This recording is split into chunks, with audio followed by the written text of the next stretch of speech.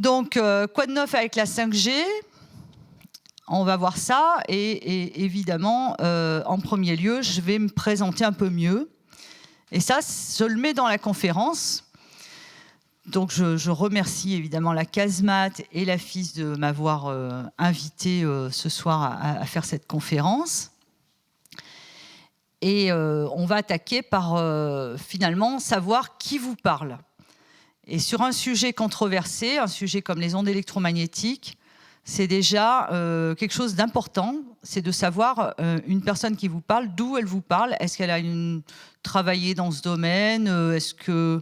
Voilà, parce que le mot expert étant ce qu'il est, c'est bien de savoir si la personne a travaillé dans le domaine. Donc moi, en ce qui me concerne, j'ai fait pendant 30 ans de la recherche. Au début, j'ai travaillé au CEA, mais je travaillais au départ en recherche fondamentale. Je ne vais pas vous raconter toute ma vie, mais c'est juste pour vous dire que j'ai passé toute ma vie dans les champs électromagnétiques.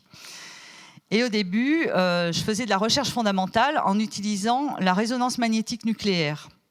Donc j'étudiais des métabolismes cellulaires en endocrinologie. Et avec la résonance magnétique nucléaire, qui donc utilise des champs électromagnétiques.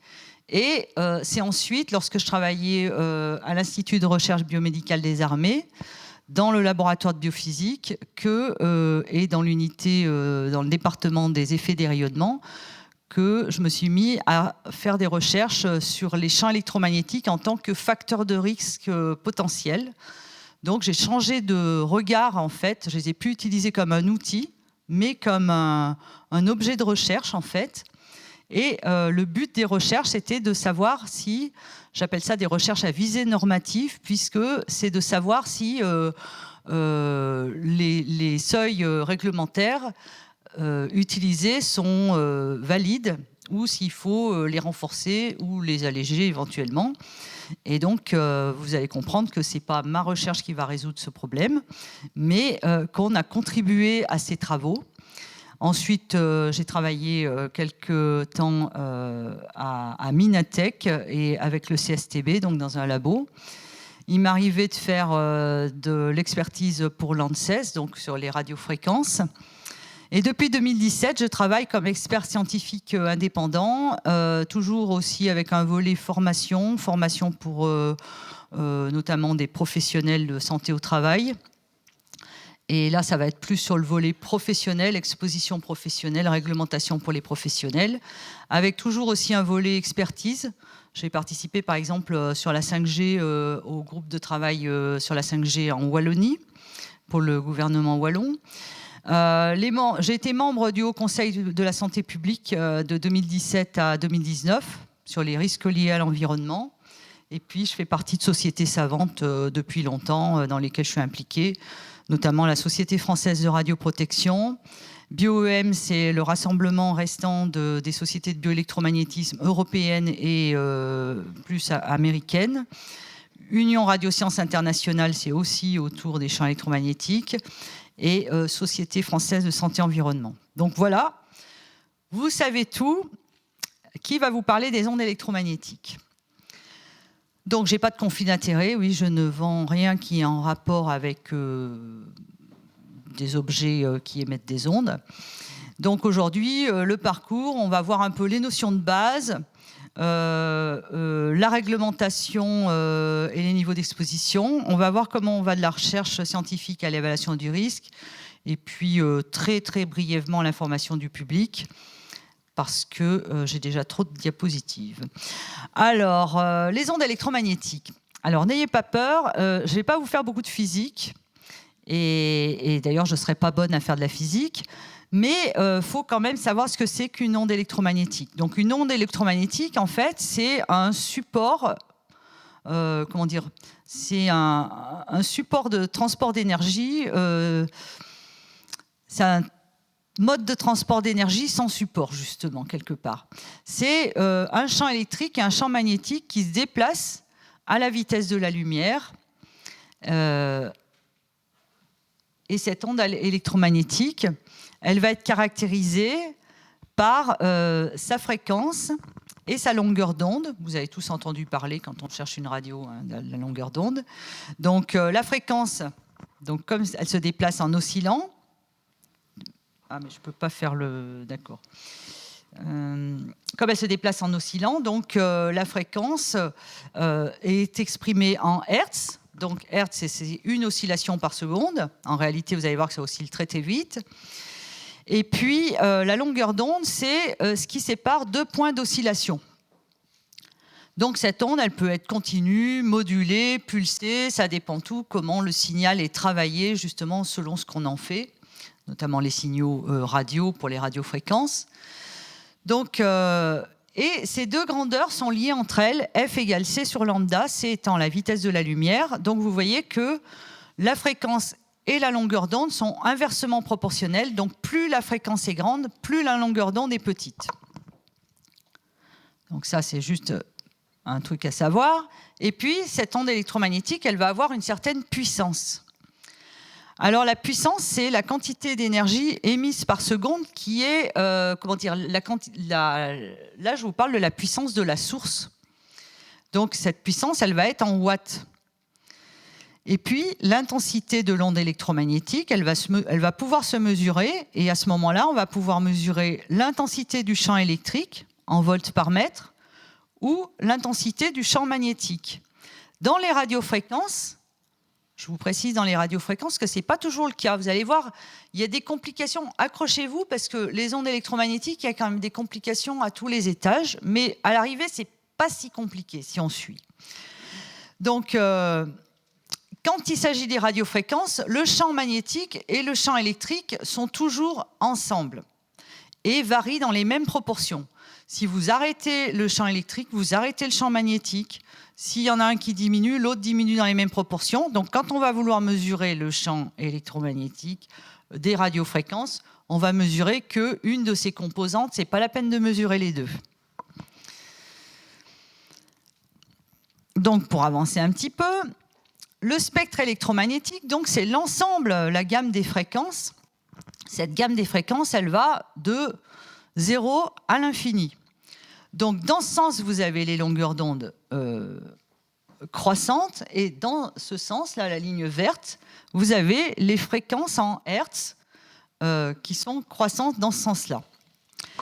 Donc, ce qui se passe, nous, ce qui va nous intéresser aujourd'hui, donc ce qu'on appelle vraiment les champs électromagnétiques, c'est cette famille qui se trouve ici, dans des fréquences plus basses, on va dire, de l'ensemble du spectre. Dans ces fréquences-là, on va discerner les basses fréquences. Alors, les basses fréquences, qu'on appelle les basses fréquences, ça va être, on englobe là-dedans les champs magnétiques. Les champs magnétiques, c'est ceux qui ont une fréquence nulle. Là, il n'y a plus que du champ magnétique. Le champ magnétique, ça va être le champ magnétique de l'aimant que vous collez sur le frigo. Mais le plus fort champ magnétique que le public peut rencontrer, ça va être si vous passez une IRM. Là, c'est un aimant géant, en fait, l'IRM. L'IRM est un mélange, donc c'est comme la RMN, c'est un mélange de champs magnétiques et de radiofréquences. Et donc, on va retrouver ça à plusieurs endroits dans le spectre. Donc voilà, ici, vous avez les champs statiques. Ensuite, vous avez les basses fréquences, 50 Hz, ça, c'est le courant électrique, en fait. Donc, tous les appareils électriques que vous avez à la maison, si vous mesurez autour d'eux, il y a un champ électrique qui est mesurable et un champ magnétique. Ensuite, quand on monte encore en fréquence, il y a ce qu'on appelle, proprement parlé, les radiofréquences. Les radiofréquences, c'est une grande famille qui va à peu près de 10 MHz à 300 GHz. Là, je vous ai marqué kHz, MHz, GHz, THz. Donc, kHz, c'est 10 puissance 3 Hz. Donc, vous voyez, ça oscille très, très vite. Méga, c'est 10 puissance 6 Hz. Donc, ces radiofréquences, on y trouve tout ce qui est émetteur. Il y avait les émetteurs de télévision, les émetteurs de radio. Donc la Tour Eiffel est l'émetteur, vraiment un gros émetteur radioélectrique. Vous avez la téléphonie mobile, vous avez les fours à micro-ondes qui sont là-dedans aussi. Vous avez le Wi-Fi, vous avez des radars. Dans les gammes assez hautes, vous avez aussi les scanners qui sont au niveau des aéroports. Et dans cette gamme-là, on parle d'ondes millimétriques parce qu'on est dans une gamme où la longueur d'onde est en millimètres. C'est pour ça qu'on dit des ondes millimétriques. Mais en fait, les ondes millimétriques, c'est aussi la partie haute des radiofréquences. Après, on parle aussi des térahertz, qui sont donc, vous voyez, 10 puissance 12 Hertz. Donc tout ça pour vous présenter un petit peu ce panel des ondes électromagnétiques. Vous voyez qu'on y trouve toutes sortes d'applications. Je ne vous parle pas des applications dans l'industrie. Et entre les deux, il y a un chevauchement. Là, je vous parle d'un point de vue plus biologique. On ne passe pas brutalement des effets des uns aux autres. Et ce chevauchement, on appelle ça les fréquences intermédiaires, dans lesquelles on va trouver, par exemple, les plaques à induction ou les compteurs Linky, qui ne sont pas des émetteurs au passage. Donc là, quand on monte encore, on trouve les infrarouges. Plus haut, on trouve le visible, la lumière visible. Et puis, ensuite, on arrive sur les rayonnements UV, les rayonnements du soleil. Et puis, vous voyez qu'après, j'ai mis en grisé parce que j'ai séparé les rayonnements ionisants et les rayonnements non ionisants. Ça, c'est important pour la question de la santé parce que les rayonnements ionisants, c'est des rayonnements qui sont capables, de par l'énergie propre donc des corpuscules qui composent ces champs électromagnétiques. Vous savez, quand on parle de, par exemple, la pollution lumineuse, on parle facilement de pollution photonique. Des photons, il y en a dans toutes les fréquences, en fait. Donc, à ce niveau-là, donc on a... voilà, il y a encore des places pour s'asseoir. Là. Là, devant, voilà. Donc, ça, c'est important parce que cette partie-là, vous avez donc les rayonnements ionisants ont donc l'énergie intrinsèque de ces corpuscules qui s'expriment en électronvolts. Elle est suffisante pour induire ce qu'on appelle ce phénomène d'ionisation qui consiste à faire sauter des électrons en fait au sein même des atomes. Et ce phénomène induit la création de radicaux libres, induit des cassures dans les molécules, notamment les molécules d'ADN. Et c'est comme ça que, intrinsèquement, à partir du moment où cette énergie dépasse à peu près 12,4 électronvolts, on a des ondes électromagnétiques qui sont tout ce qu'on connaît de la radioactivité, en fait, qui sont intrinsèquement cancérigènes, potentiellement cancérigènes, parce que vous savez que les cancers viennent beaucoup des mutations qui ne sont pas réparées. Et donc, eux ont cette capacité-là, tandis que tous les rayonnements qu'on appelle non ionisants n'ont pas d'énergie suffisante pour aller casser les molécules. Et c'est ces ondes qui nous intéressent. Vous allez voir qu'ils ont d'autres types d'effets. Donc, mais eux, on les appelle les rayonnements non ionisants. Donc, le rayonnement ionisant, il commence au niveau du Soleil. Donc, si on avance encore et qu'on va regarder d'un peu plus près, puisqu'aujourd'hui on va parler de la 5G, les fréquences de téléphonie mobile, les fréquences donc 2G, 3G, 4G, 5G, vous savez, 2G, 3G, 4G, 5G, c'est les générations de téléphonie mobile. Bon, je ne vous parle même pas de la 1G où c'était un téléphone qui faisait 1 kilo. Mais 2G, c'était le téléphone avec lequel on pouvait faire que des SMS. Après, vous avez le 3G, on peut envoyer des photos. Et puis 4G, c'est les smartphones maintenant où il y a Internet. Donc, c'est chaque fois une nouvelle génération qui se produit, en fait, à peu près tous les 10 ans. En moyenne, il y a une nouvelle génération. Et là, on voit ce graphe de l'ANFR. Donc, je vais beaucoup vous parler, enfin, souvent, vous allez entendre parler de l'ANFR ou de l'ARCEP, qui sont les deux autorités de régulation, on va dire, des télécommunications, l'ARCEP, régulation des postes et télécommunications, et l'ANFR, qu'on appelle un peu le gendarme des fréquences, qui va regarder que les fréquences sont bien utilisées comme il faut, parce que, vous savez, tout ce spectre électromagnétique, notamment les radiofréquences, les fréquences, elles appartiennent à l'État, et elles sont louées finalement aux opérateurs. En quelque sorte, ils ont des mandats pour les utiliser pour tel ou tel usage. Et quelqu'un qui doit utiliser pour faire de la téléphonie, il ne peut pas faire de la télévision. Ou voilà, il faut utiliser les gammes de fréquences. Vous pouvez aller sur le site de l'ANFR et voir toute la frise des fréquences et tous les usages qui en sont faits. Donc les fréquences sont données pour des usages particuliers.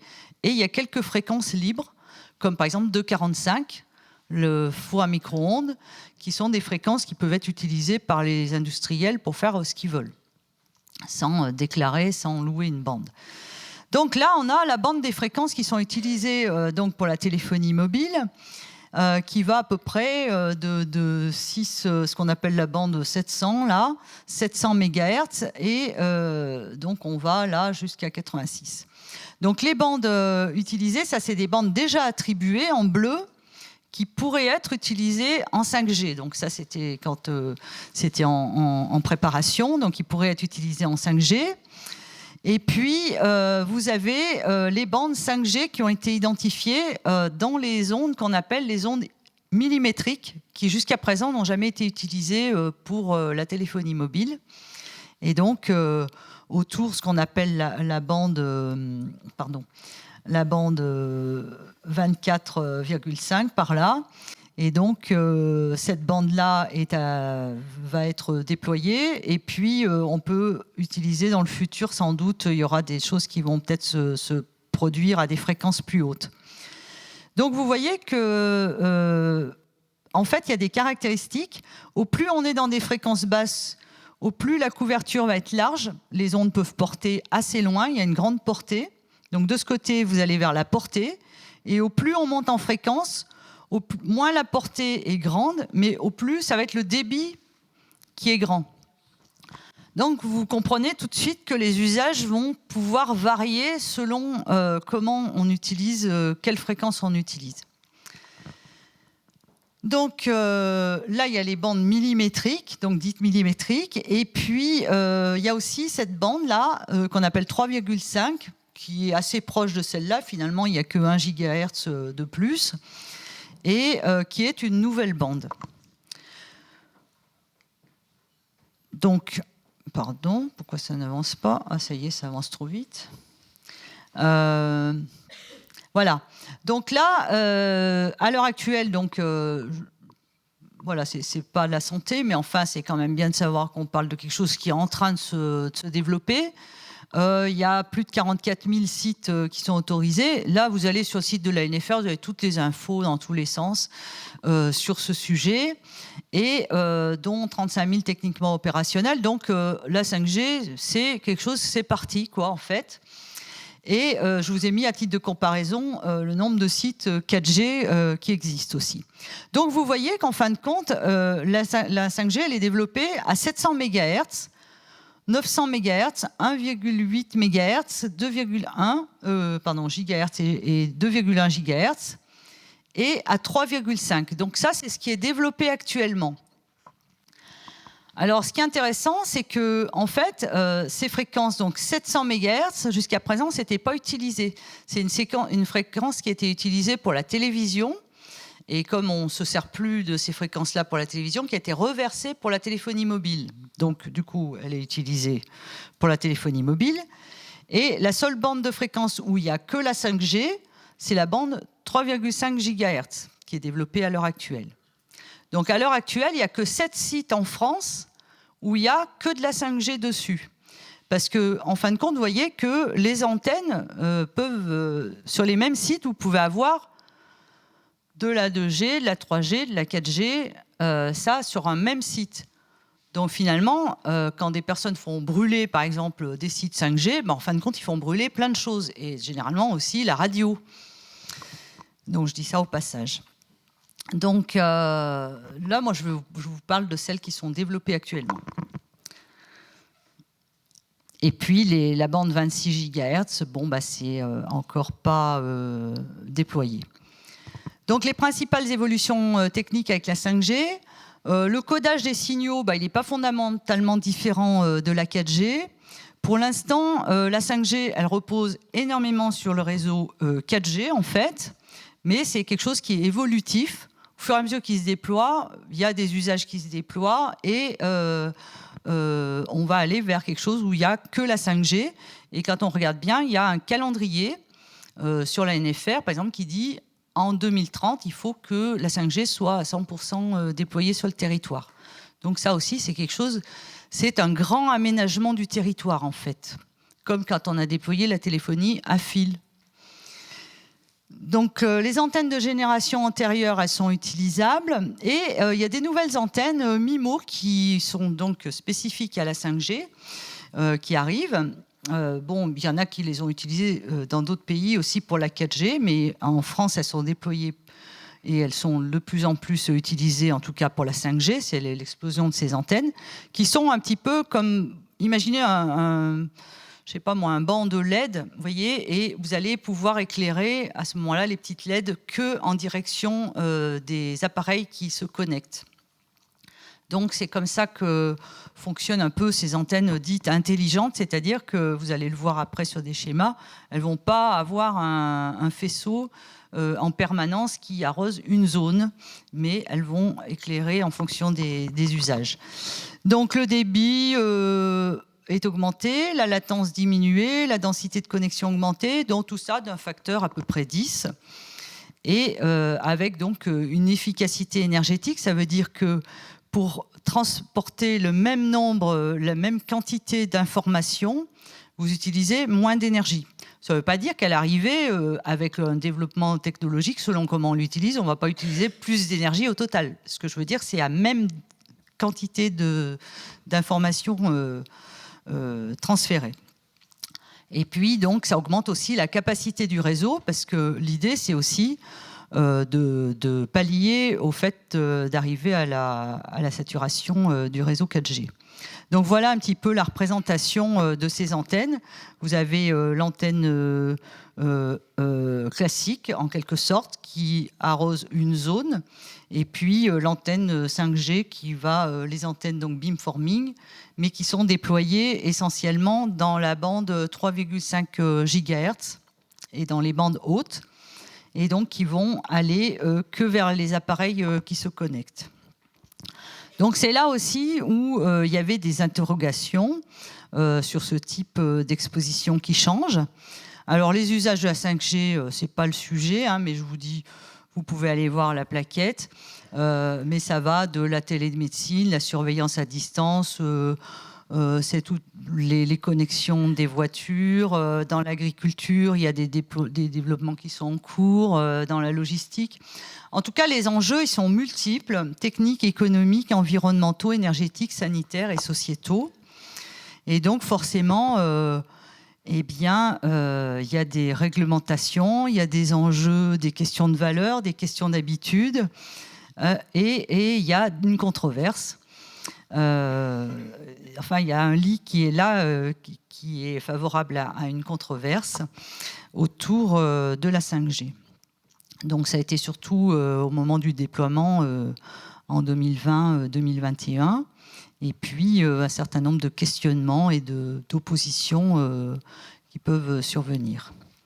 Donc nous, ce qui nous intéresse, c'est RF et santé. Donc on va voir les notions de base des questions sanitaires. Alors ces ondes, vous avez vu, elles se propagent de façon rectiligne.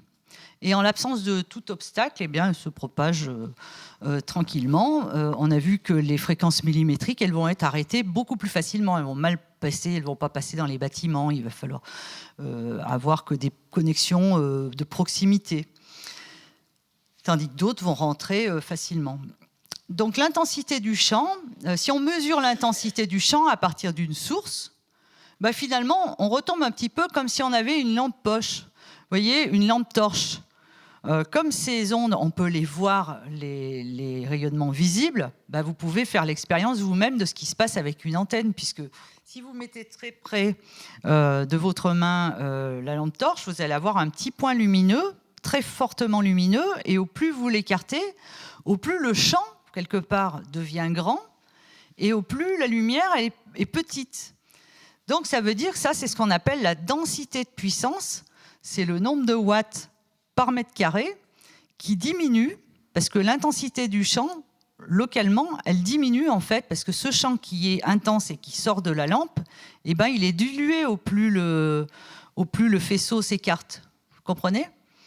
Donc, au plus vous vous écartez, au plus vous vous éloignez, au plus le champ électromagnétique qu'on va pouvoir mesurer, il est faible.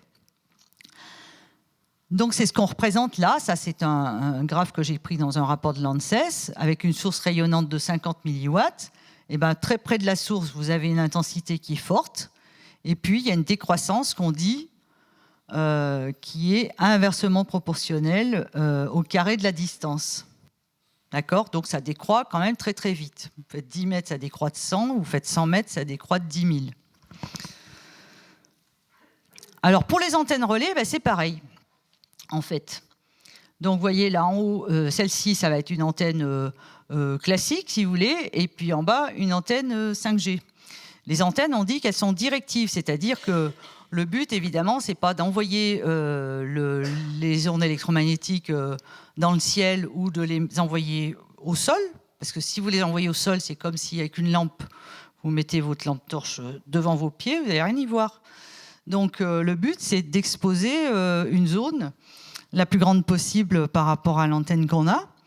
Et donc, finalement, quand on est dans un immeuble avec une antenne sur le toit, c'est là où on est le moins exposé par cette antenne, en fait. On va téléphoner avec des antennes qui sont ailleurs, de préférence. Donc, au niveau des interactions des ondes avec la matière, eh bien, il y a des phénomènes de réflexion, de diffusion, de diffraction, d'absorption. Et on voit que là, vous avez de nouveau une petite complication, puisque au fur et à mesure que... là, vous avez ici les fréquences, donc de 0 à infini. Là, on a les rayonnements non ionisants que je vous ai montrés tout à l'heure. Et là, plus précisément, les radiofréquences. D'accord? Tout le monde suit? Vous n'avez pas perdu?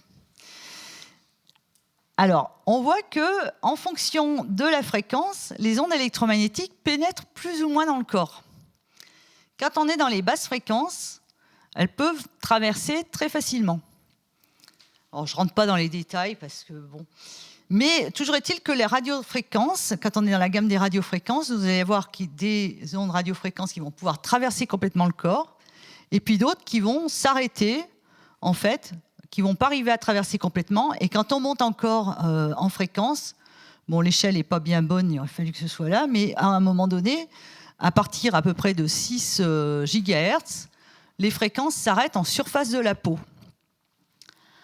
Alors là, vous avez la fréquence du four à micro-ondes, par exemple. Vous voyez, le four à micro-ondes, ça s'arrête à mi-chemin. D'ailleurs, c'est pour ça qu'il faut faire tourner les aliments dans le four, parce que les ondes ne pénètrent pas complètement. Donc, si vous ne faites pas tourner, vous allez ça ne se passe pas bien, quoi. Donc... la pénétration de ces ondes donc, est différente selon la fréquence et les effets aussi qui sont provoqués par ces ondes quand elles pénètrent dans la matière ne sont pas les mêmes en fonction de la fréquence et elles varient selon la puissance. Donc on va voir et on parle d'effets à seuil, je vais vous expliquer pourquoi. Quand on est dans les fréquences hautes, qu'on appelle les fréquences hautes, c'est-à-dire les radiofréquences, celles qui nous intéressent aujourd'hui, le phénomène principal qu'on va voir, ça va être une absorption avec des phénomènes d'échauffement. Quand on est dans les fréquences basses, ça va être des stimulations des tissus excitables dans les fréquences au niveau de l'électricité. Donc, et les fréquences intermédiaires, bon, ben, on passe de l'un à l'autre. C'est pour ça qu'on les appelle intermédiaires, parce qu'on a un mélange un peu des deux types d'effets, puisqu'on passe progressivement de l'un à l'autre. Donc, ce qui se passe à un autre niveau de complexité, c'est que quand on est dans les fréquences hautes, je vous ai dit, il y en a qui pénètrent dans la matière et puis il y en a d'autres qui ne pénètrent pas dans la matière quand on monte en fréquence. C'est pour ça que quand on est en fait en dessous de 6 GHz et qu'on a une pénétration dans la matière, on va parler là en débit d'absorption spécifique. Je vais vous montrer mieux ce que c'est. Parce qu'on va parler en watts par kilogramme, parce que les watts rentrent dans la matière, en quelque sorte. Tandis que si vous êtes au-dessus, où les ondes s'arrêtent en surface, on va parler en watts par mètre carré, c'est-à-dire juste ce qui est absorbé en surface. Donc ça, en fin de compte, ces 2 unités que je vous donne, c'est les unités qui permettent de quantifier l'exposition aux ondes électromagnétiques. C'est le nombre de watts absorbés, soit en profondeur si on est dans une gamme de fréquences où les ondes peuvent pénétrer, soit en surface si on est au-dessus de 6 GHz. J'avais pensé à quelque chose d'autre à vous dire, mais je ne me rappelle plus quoi. Donc, c'est des effets à seuil, c'est-à-dire qui se produisent à partir d'une certaine puissance. Et ça va me venir en cours de route. Donc, pour voir un peu plus près ce que c'est que le DAS, c'est donc un indicateur biologique de référence, le débit d'absorption spécifique. Par exemple, prenons un poulet, vous voyez, d'1 kilogramme qu'on met dans un four de 1000 watts. Si c'est tout bien fermé, eh ben, le poulet va avoir subi, en gros, un DAS de 1000 watts par kilo. D'accord ? Et vous voyez qu'il est cuit. Alors, ça, c'est pas propre à la fréquence du four à micro-ondes à 2,45. On pourrait très bien faire un four à micro-ondes à la fréquence du téléphone ou à la fréquence de France Culture. Vous voyez ? Et ça marcherait même mieux. Parce que c'est mieux, ça absorbe mieux autour de ces fréquences-là qu'à 2,45. Mais cette fréquence est libre. Donc c'est pour ça qu'on fait les fours à micro-ondes à 2,45, mais pas parce que c'est là qu'il y a une absorption. Donc la dosimétrie biologique, c'est une spécialisation, comment dire. Il y a des physiciens qui sont spécialisés en dosimétrie biologique et qui vont être capables d'identifier le DAS, parce que le DAS, c'est quand même quelque chose d'assez difficile à obtenir, puisque c'est une valeur qui est interne au corps. Vous voyez ? Comment savoir combien il y a de watts par kilo absorbés ? Donc là, ça va être des modélisations numériques et qui sont validées par des mesures physiques. Des mesures physiques sur des modèles, sur des fantômes, voilà, parce qu'on ne peut pas planter décemment une sonde dans quelqu'un pour voir quel champ électrique il y a à l'intérieur. Donc, quand on avance un peu, alors je vous rassure, je vous ai montré le four à micro-ondes, je vous ai dit qu'on pouvait faire un four avec n'importe quelle fréquence de radio, mais les appareils communicants, ils ne sont pas assez puissants pour faire chauffer. Donc il y avait la question au début, est-ce que ça échauffe ? Eh bien non. La chaleur parfois ressentie au contact d'un téléphone, c'est pas dû aux ondes électromagnétiques, c'est dû à l'électronique de l'appareil. C'est dû au fait que déjà, si vous vous mettez un appareil éteint, faites l'expérience, vous allez voir que votre oreille elle chauffe quand même, parce que vous empêchez la circulation sanguine de se faire correctement. Et donc, voilà, donc c'est pas les ondes électromagnétiques qui vous chauffent la tête, et ces appareils n'ont pas une puissance suffisante pour faire chauffer. Donc je le dis au passage, pour ne pas vous inquiéter avec l'image du poulet. Donc les effets avérés des radiofréquences, finalement, ils sont connus. C'est donc des effets d'échauffement.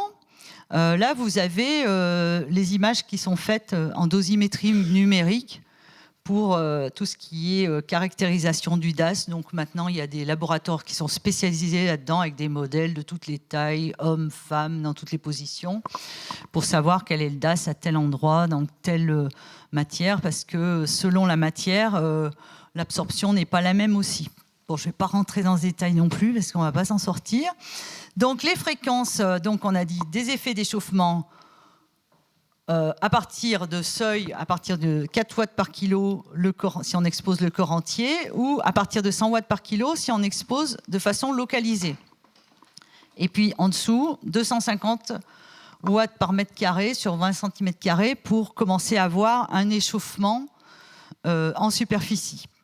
Donc ces valeurs, bon, je ne vous les mets pas pour les retenir, mais pour vous dire que du coup, vous voyez qu'il y a des effets. Et ces effets liés à la chaleur, ce n'est pas des effets anodins.